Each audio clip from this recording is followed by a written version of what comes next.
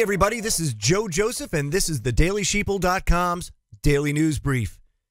I want to start off today with a Daily Sheeple article where we mirrored the antimedia.org's piece saying that the DEA blames the media for making it harder to arrest people over weed. Folks, this has my blood boiling because this shows the height of the overreach of power with regards to government. It shows that they don't care about scientific fact. They don't care about the fact that they are using you for their own benefit. And I'm going to explain why. As a former civil servant, I'm going to tell you why it is. And it's the most selfish reason that you can think of. It's egregious, it's disgusting, and you should be pissed off about it. The article says, according to the DEA, the problem with cannabis in the United States isn't that it's still designated a dangerous drug with no medicinal value in spite of volumes of emerging scientific research indicating otherwise. The problem is actually that the media has made it difficult for government agents to arrest people for selling it and consuming it. The DEA also blames the increasing trend of legalization across America. In its 2016 National Drug Threat Assessment Summary, the DEA observed that, quote, while marijuana remains illegal under federal law, many states have passed laws allowing the cultivation, possession, and use of marijuana within their respective states. Boo-hoo. The agency then argues, quote, due to these varying state laws, as well as an abundance of media attention surrounding claims of possible medicinal benefits. Possible medicinal benefits. Folks, let me go on. The general public has been introduced to contradictory and often inaccurate information regarding the legality and benefits of marijuana use. Let me stop there for a second. If the DEA thinks that they have a legal foot to stand on this matter, they're sadly mistaken. And I'm going to explain why as this goes on. There is obvious as well as scientific evidence to support medicinal benefit, to the point that the Department of Health and Human Services, my friends, owns a patent on the medicinal use and benefits of cannabinoids.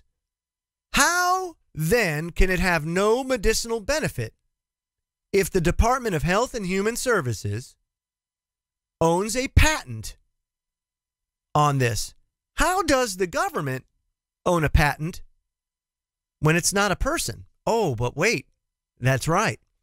In this country, people are corporations and corporations are people. This, of course, was recently affirmed in 2010 with the Citizens United decision. Now, as a result, the DEA contends, quote, this has made enforcement and prosecution for marijuana-related offenses more difficult, especially in states that have approved marijuana legalization. My friends, let me show you something. Hold on one second. I'm going to show you something. I just happen to have in my possession a book. I got this at an estate sale, and I didn't know its value until recently.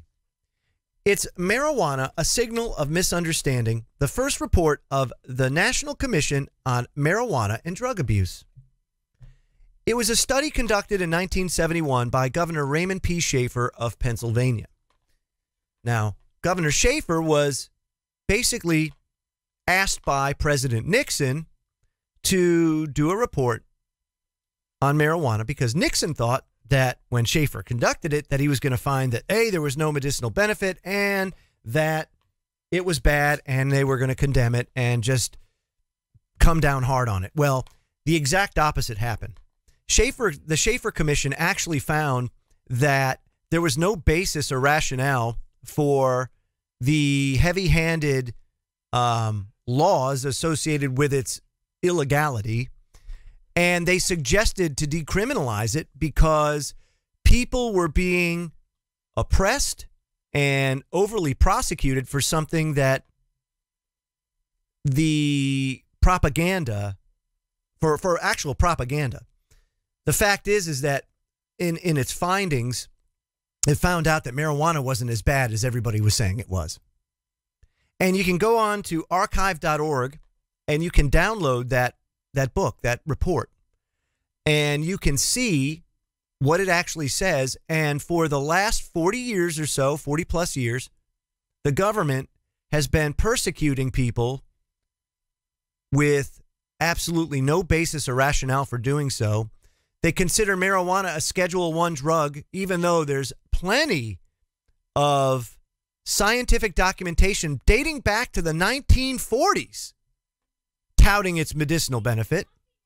And it is imperative that people understand this so that you can go ahead with these tools and apply pressure to our non-representing representatives who oversee the funding of these unconstitutional agencies like the Drug Enforcement Agency. Now, it goes on to say, indeed, the DEA is correct in asserting an increased number of individuals and states across the country have opted to remove barriers to cannabis use. Absolutely. But the agency's wording that, quote, an abundance of media attention surrounding claims of possible medicinal benefits actually reveals the disingenuousness of its comments. Though the DEA frames the medicinal qualities of cannabis as doubtful, using uncertain terms like claims and possible, its own policies prove its statements contradictory. In 2015, the DEA itself requested increased amounts of cannabis to be used for research to determine whether or not the plant can be used to treat health conditions. Though this does not necessarily prove there are benefits, it shows even the nation's authority on drugs is adapting to the new era of ending cannabis prohibition and can no longer blindly deny the plant's potential. There is plenty of evidence to suggest it. Like I said, back in 1971, the Schaefer Commission found out that, yes, it's not nearly as harmful as, say, something legal known as alcohol, which does infinite more damage to your body and causes infinite more impairment and causes infinite more injury when people use it and abuse it. But hey, there's money. Now, there's plenty of money to be made with marijuana. I don't understand what the heck the problem is. Oh, wait. Perhaps Big Pharma might have something to do with this. Perhaps the beverage industry might have something to do with this, because if you legalize marijuana, now all of a sudden you're going to have a shift away from alcohol. Budweiser might not like that. InBev might not like that. And then, of course, Big Pharma might not like how a natural plant, something that we have receptors built into our body for, cannabinoid receptors, they might not like the fact that we go el natural, vice their scientific concoction that causes any sort of number of side effects and ill effects on the human body. So, and that's just one piece of the puzzle. But let me tell you why else they want to keep it Schedule I. You have to understand that from an arrest standpoint, from a metric standpoint, the DEA has to justify its existence. It has to justify its budgets every year that it gets from Congress. And if it cannot, then Congress is not going to appropriate as much or more money to their endeavors because they won't need it. And this is how it works. In government, the idea isn't to save the taxpayer money, even though it should be. As vanguards of the taxpayer, every civil servant should be doing everything within their power to save every penny possible for the taxpayer. It's something that I prided myself on doing when I was a civil servant. But I can tell you the prevailing attitude is not that. The prevailing attitude is you got to spend it. At the end of the fiscal year, you are burning money like there's no tomorrow to ensure that next year's budget is the same, if not more, which is totally asinine. It runs contrary to any sort of sensible economic stewardship. So what happens? Right now, marijuana is low-hanging fruit for the DEA. They're not going to go after drug lords. They go after people that are trying to purchase it for whatever myriad of reasons, because that one arrest not only sates the DEA's number, but it also states the state's numbers and also your local law enforcement, who also need these metrics to justify their annual funding. So if you notice, marijuana arrests outnumber I think, every other type of criminal activity in the United States. It is their number one go-to metric for enforcement actions. You take that away and you are kicking them in the stones when it comes to their budgets, because they lose the number one way to justify their budgets. And this is why they don't want to give it up. This is why it remains Schedule 1. Even though all the evidence says that it should be at a minimum Schedule 2, if not, shouldn't even be scheduled at all. If you're going to schedule marijuana, you might as well schedule booze. Because booze is much more and much less medicinal than marijuana. Schedule booze. Oh, well, we wouldn't do that now, would we? So this is why the DEA does this. It's low-hanging fruit. It's the same reason why they tout a prescription drug epidemic when an epidemic doesn't exist. As a matter of fact, do you know that according to the CDC, deaths as a result of NSAIDs, that's Tylenol, ibuprofen, your non-steroidal anti-inflammatory drugs, outpace death by opioid overdose by prescription drugs 2-to-1. 2-to-1. 16,000 and change died as a result of opioid pain pills. I think it was 2012.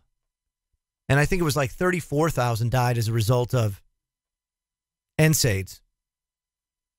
Just so everybody gets an idea of where things are. There's no epidemic. However, again, just like marijuana, they don't want to risk going after drug lords. Those are the people that ship the drugs in, right? To provide them justification to go arrest you, Joe Main Street, and pick at low-hanging fruit. If they go and they kill the source of the drugs, they kill the whole reason why they exist. And they can't justify their budgets. Therefore, they need it to be a perpetuating thing. They need it to continually feed on the teat of congressional appropriations. So this, my friends, is why the DEA is there and even exists at all, is to ravage you because you don't know what's best for you. And on top of that, they need you to be their willing slaves and puppets and be oppressed and persecuted to justify their jobs. And it's unacceptable, and people should be pissed about it. And that's not the only way that this is going down, my friends. This isn't the only way. McClatchy, DC.com. New internet outrage. Smart sex toys sent company details of its use. Look, we've said at the Daily Sheeple and had countless articles on how electronic devices are being used to spy on you. Edward Snowden really unleashed a myriad of information when he whistle blew about how the NSA, how the CIA look in and spy on you in every way, shape, or form, every facet. Again, if you haven't seen the movie Snowden, check it out. It's unbelievable. But this is an outrage because you would think intimacy, is there any point in time where you might have some privacy?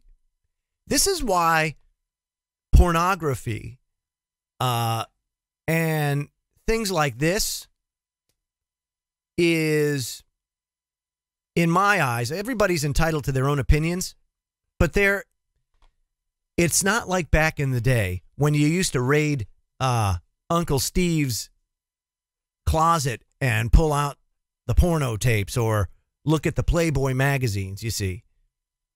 But that's how they wetted everybody's whistle. You know, the immorality, the downfall of society.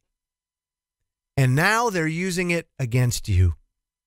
Because now these smart sex toys are spying on you. Just like your computers, just like your smartphones. They don't even have to be on. The NSA and CIA and other organizations, even the manufacturers, can just boop, switch them on. And then they can spy on you. It's an outrage. Don't even partake.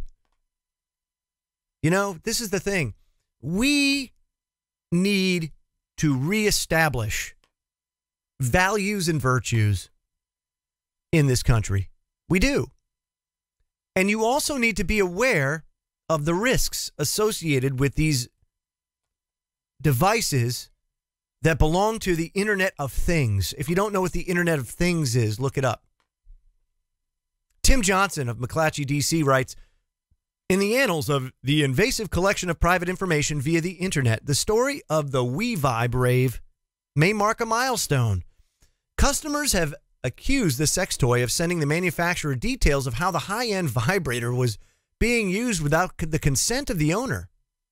That's the charge in a federal class action lawsuit filed in Illinois against the Ottawa-based Standard Innovation. An Illinois woman identified only as NP said she bought the device for $130 in May. She then downloaded an app, WeConnect, offered by Standard Innovation, and used it to pair her smartphone with her vibrator through a Bluetooth connection. Let me stop there. What's going on with this?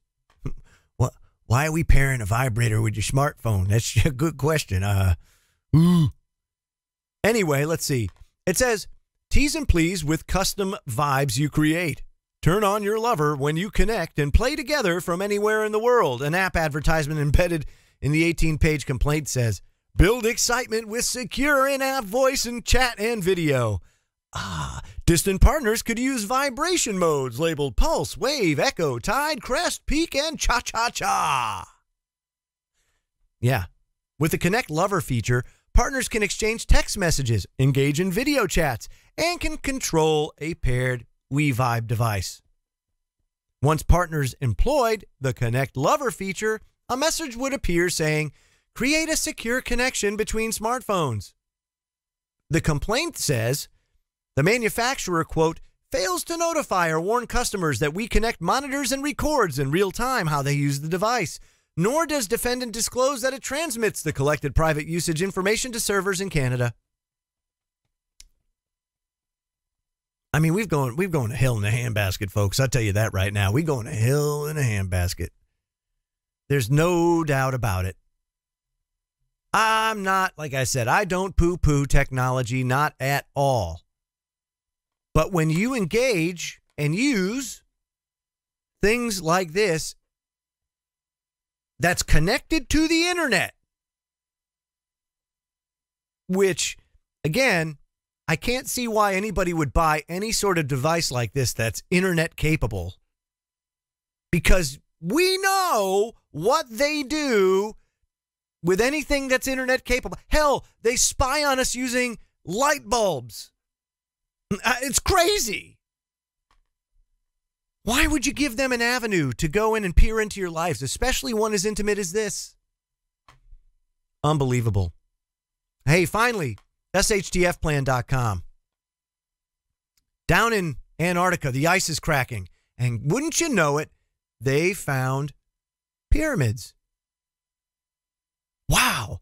So when you look at these pyramids, you go to this article. They look almost identical to the Great Pyramid complex in Giza in Egypt. And wouldn't you also know that they are also aligned with the Orion constellation, just like the pyramids in Giza? Oh my goodness. And then, of course, you had the crazy tweet from Buzz Aldrin that says, we are all in danger. It is evil itself. What does that mean? And what are we finding out? These are the things that we have to ask ourselves. But I thought this was amazing. So go to shtfplan.com. Check out this awesome article. Because, hey, there's a woo factor here. And we'll be discussing it also on Freaky Friday over at truthfrequencyradio.com. Myself and Kev Baker. And also change the channel of YouTube, as well as Scotty Lopez and Johnny Whistles. The Freaky Friday Woo crew will be hanging out there 7 p.m. Eastern to discuss these new pyramids that have been discovered down in Antarctica. But this has been brought to you by thedailysheeple.com. Subscribe to our newsletter today and subscribe to this YouTube channel And I'll have another news brief for you tomorrow. Have a great day, everybody.